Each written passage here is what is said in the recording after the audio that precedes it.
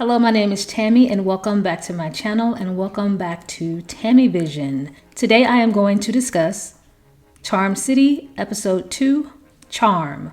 So let's get into it. So I named this episode Charm because with Charm being the main character, I wanted to unravel another layer of her.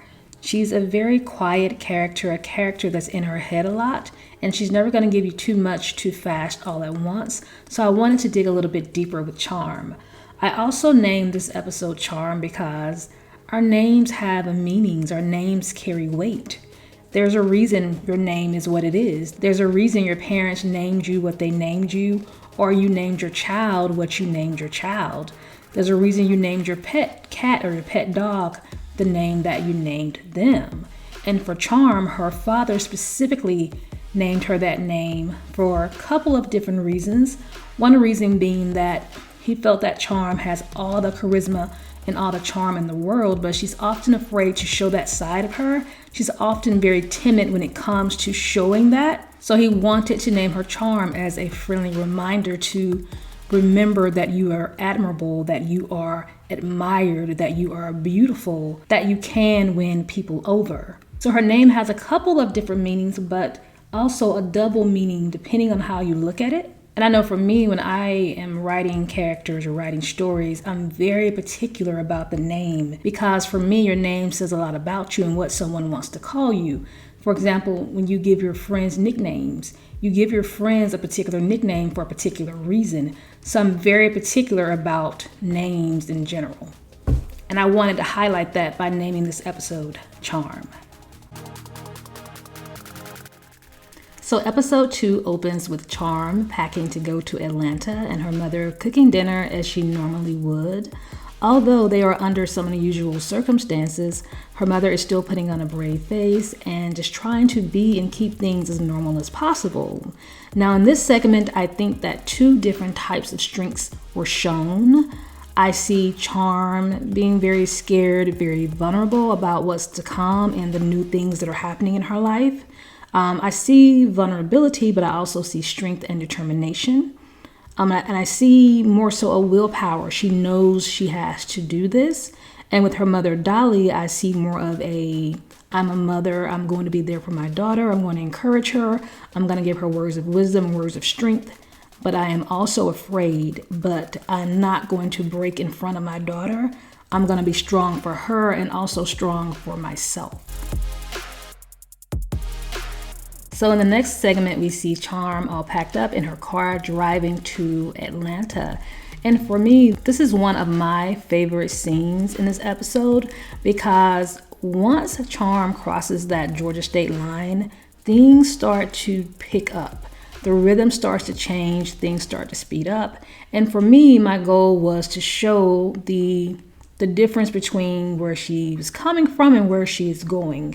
She's coming from this low pace, very mundane, very uninspired, living of just doing the 9 to 5 and not really doing what she wants to do or not really doing what she's passionate about.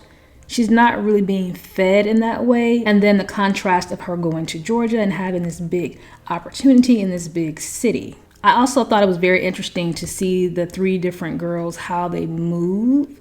We see them all 3 getting ready to go to work the first day of the internship. We see Charm kind of oversleeping, getting up late.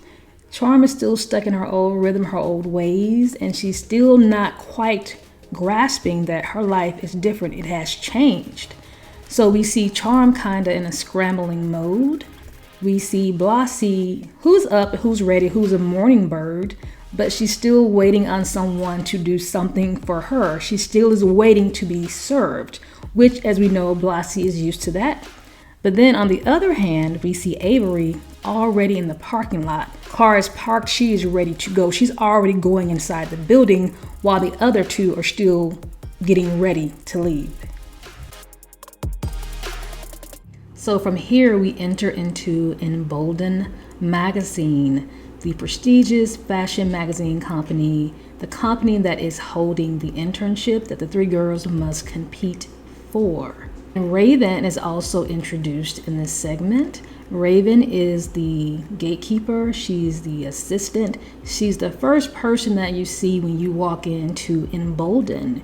And we also get to see Beverly, the founder and the owner of this magazine company. And we also get to see Beverly and Raven's relationship. We get to see a little bit of respect there, but also a little bit of tension. So from this point, the girls are all in the room waiting. And you get to see them all in the same room waiting for Beverly to enter. Charm has arrived late. Avery and Blassie were already there, and you kind of see the different vibes, the different energies that the girls bring and how they kind of play off of each other. So when Beverly gets there, we also get to see how the girls respond to Beverly's energy, because they all know that if they want this job, they have to impress Beverly. So from here, Beverly asks the girls to introduce themselves, and this is an opportunity for them to decide who they want to be. Do they want to be a representative of themselves, or do they want to come as themselves? So as we see for Avery, she was pretty much straight to the point. Sharpshooter, it is what it is. You get what you see. And then we get to Blassie. It is more so, I am Blassie, I am the one, I'm here to cater to you. A little bit more off-putting, more of a suck-up. Blassie pretty much is trying to sell herself and to stand out by showing and saying that she is the go-to girl, that whatever Miss Beverly needs, Blassie lets it be known that she is there to go above and beyond. And then when we get to Charm expresses herself the best way she knows how. She's a little bit more timid than the other two, but she still is being true to herself and expressing herself. And then we have the insensitive comment made by Blassie about Charm's name. And from there, we see Charm just kind of have a complete meltdown, and she excuses herself to the restroom. So going back to Charm having the breakdown in the bathroom, being very emotional about the comment that Blassie made about her name, I think it just goes to say that sometimes in life, we need those crying in the bathroom moments.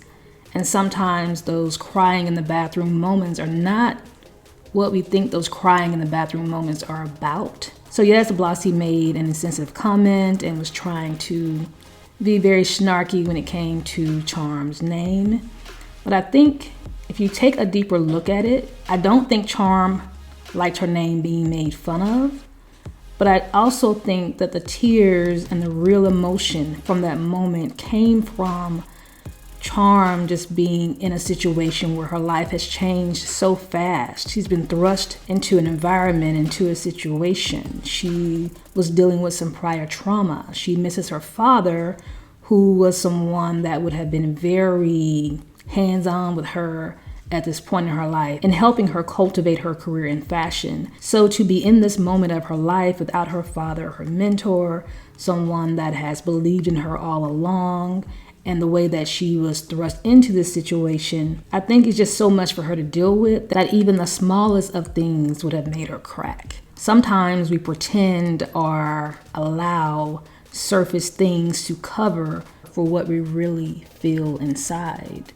I think Charm was waiting to have this moment. I think she has been holding it in. I think that she just got triggered, and in this moment, it all just came out. And I also think this episode shows how close that Charm and her father really were, because although he's no longer there physically, he's still with her there spiritually. He's still inside of her head. He's still a part of her thought process and her everyday thinking, in her everyday life and how she moves. And like I said, although he's not a physical character in this series, he is still a character. You get to hear his voice and her using herself to reflect his words or his wisdom of how he would move. One of my favorite things about being an actress and a creator is that I get to dive into different walks of life. I get to have a deeper level of understanding of people and the human experience as a whole. Art truly imitates life, and life truly imitates art. Art is very healing, and it brings us closer together. It shows us how relatable we all are, and how we are all one and the same, and how we are all on planet Earth just trying to get through it together. So the question of today is, what was your in the bathroom crying moment and how did it change your life? And also, how would you have handled Blassie's rude comment? Please share your thoughts and comments below in the comments section. Don't forget to like, share, and subscribe. Thank you all so much for watching, and I'll see you all in episode 3.